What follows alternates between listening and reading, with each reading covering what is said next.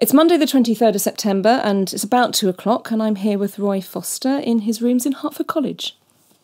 The first thing I'd like to ask you, Roy, is how you first came across Seamus, how you first encountered him. I first encountered Seamus Heaney through his poetry, of course. The early volumes like Wintering Out and Fieldwork, but I think the really visceral encounter was this, still my 1975 copy of North, which made the hairs lift on the back of my head when I read it, and which was, I think Helen Vendler has said that it was as important an intervention in the world of poetry publishing as Eliot's Proofrock. And I think that's probably true for the late 20th century. That would have been 1975, and then I met him a few years later through various mutual friends, notably the poet Tom Paulin, and the Yeats Summer School and so forth. And you know the way you can't actually remember the gradations, but once met, never forgotten, and he was a wonderful presence in one's life. And he was here at Oxford, wasn't he? Yes, I suppose I saw most of him when he was the professor of poetry here at Oxford, giving wonderful lectures on all manner of things. The book called The Redress of Poetry is those lectures. And Heaney's prose should be paid attention to as well as his poetry, because he's a wonderful prose stylist and one of the great critics, I think, of his generation. And he was talking about, you know, Robert Lowell, Elizabeth Bishop, John Clare, Dylan Thomas, a very memorable lecture on why Dylan Thomas doesn't quite cut it when you read it in middle age, as well as the Eastern European poets whom he loved so much, Brodsky, Herbert, Milosz, Mandelstam. So the range and the power of his reference was extraordinary. He also gave of himself a lot to students and to friends, and he was a great presence here in Oxford. What do you think made him a good critic? I think what made him a good critic was, well, what made him a good poet, a great poet, the ability to read inside things as well as outside them. And I often think that poets are people with one skin less than other people, you know, this absolutely extrasensory ability to touch and to feel the essence of what's going on.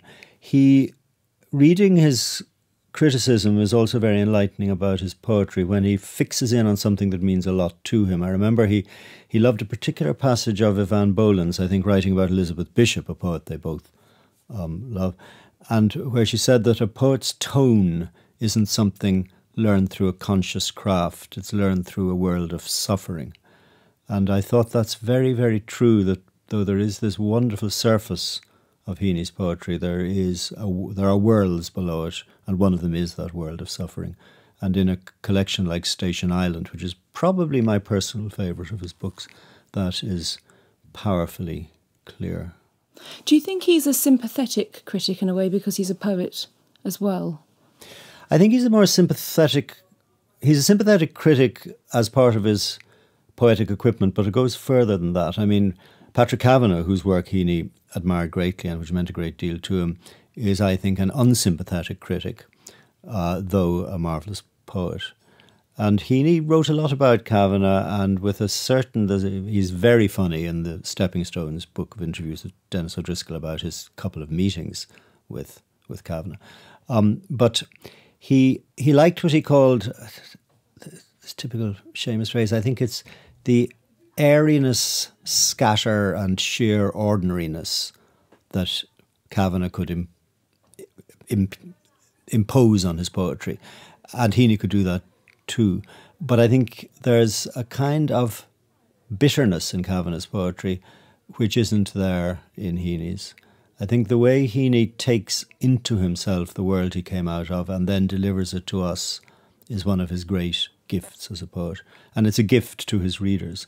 I think he does what, when you read Heaney's poetry over the years, as many of us have been doing, you get what you also get from Yeats and to a certain extent from Wordsworth. You grow with the poet. The poet is bringing you into his experience and you're growing with the poet in new ways.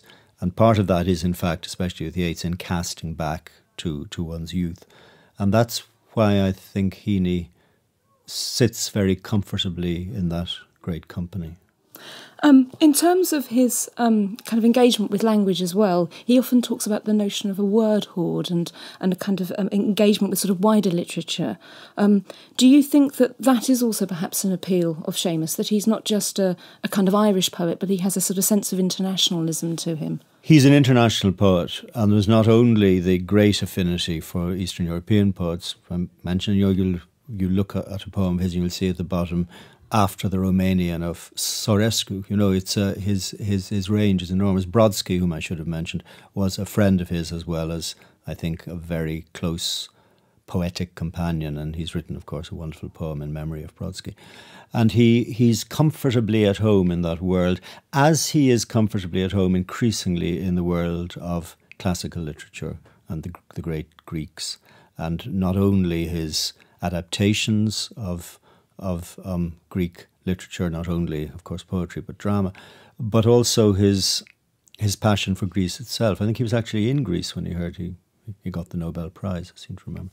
It's very much part of him, is that easy transposition into worlds of classical reference, worlds of contemporary Eastern European reference, worlds of American poetry, because, of course, he lived part of the year and taught in Harvard, and he Robert Lowell is a great figure in his early life. He's written brilliantly about Frost. He's written about Elizabeth Bishop.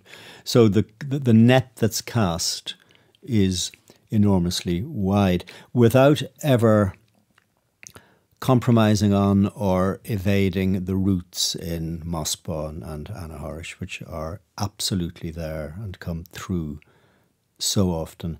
And in the later books, in The Spirit Level, in District and Circle, in Electric Light, in especially in the very last book, Human Chain, the way he's looping back to childhood and youth and his parents and his family and elegy is, I think, very, very striking, especially now, sadly, that he's gone.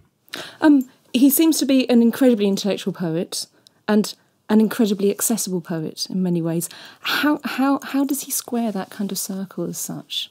What do you think makes him special as a poet? He's intellectual and accessible in the way that a great intellectual can be. I think of, I suppose, Isaiah Berlin. You can think, like Theodor Adorno, that any important thought must necessarily have to be expressed obscurely. Or you can think exactly the opposite, like I think Berlin did, that if a thought is important enough, it has to be and can be and must be expressed with clarity. And I think Seamus is very much in that camp, not in the other camp. And that's what comes through all his writing for me, the prose, even the wonderful interviews with Dennis O'Driscoll as well, and the poetry above all. Have you got any memories of Seamus the man that you'd like to sort of share with us? Are there any kind of incidents or particularly sort of memorable moments that you experienced with him? I remember Seamus in many social occasions and around dinner tables, encountering him on the street in Dublin, the great crinkly laugh, the warmth, the charisma which he had in a very real sense, not in the kind of political science sense of charisma, but absolute magnetism. I think magnetism is the word I'd use. He was magnetic. I remember the wonderful occasions when he was here. I think Bernard O'Donoghue has talked about them too. The parties he gave at Magdalen to celebrate his professorship. The way that he would talk to anybody and everybody in an intense and focused and thoughtful way. He was, you think of words like Vatic and bardic and, the words that go with the great poet, and he was a great poet and he looked like a great poet, like Ted Hughes, he looked like a poet. But he never put on airs and he never got on a high horse. And that's what I remember about him most, is the directness. And that's what's in the poetry as well, is that directness. And his enjoyment of life and his enjoyment of being here in Oxford was palpable, as his enjoyment with being with his family, whom he adored and who are the rock of his life, and his enjoyment of his enjoyment of everything. He was an enjoyer. He was a life affirmer and a life enhancer. Is that what you may have perhaps been alluding to when you wrote your piece for The Observer, and you made the comparison between sort of Yeats and Joyce, and you very much kind of reminded us what kind of Heaney's connection with Joyce as a writer was? Yes, I've written about Heaney as a Joycean as well as a Yeatsian, and I think I said that his capaciousness was Joycean, and it was, and his humour, he was intensely humorous, was also had a Joycean kind of edge and flicker to it, which was very was very welcome, and also very very funny from time to time. But he also knew about the importance of living, and both Yeats and Joyce knew this, in several dimensions. And in fact, he ended his Oxford lectures with a reflection on this, and I think it's relevant to the Irish Literary Society in London, of which he was, as you know, a very devoted presiding officer. It's really about that he was referring to when he ended. If I might read it, just the very end of his last Oxford lecture, which is about living in more than one dimension and enjoying it. And he related it to being Irish and living in England. He also ended it with a poem of his own to illustrate it, which, if I may, I'll read as well. In other words, whatever the possibilities of achieving political harmony at an institutional level, I wanted to affirm in these lectures that he's just given, I wanted to affirm that within our individual selves we can reconcile two orders of knowledge, which we might call the practical and the poetic, and to affirm also that each form of knowledge redresses the other, and that the frontier between them is there for the crossing. All of which is implicit in this short poem that formed part of a sequence called Lightnings and appeared in my book Seeing Things in 1991. The annals say, when the monks of Clonmacnoise were all at prayers inside the oratory, a ship appeared above them in the air. The anchor dragged along behind so deep it hooked itself into the altar rails, and then, as the big hull rocked to a standstill, a crewman shinned and grappled down the rope and struggled to release it, but in vain. "This man can't bear our life here and will drown," the abbot said, "unless we help him." So they did. The freed ship sailed, and the man climbed back out of the marvellous as he had known it.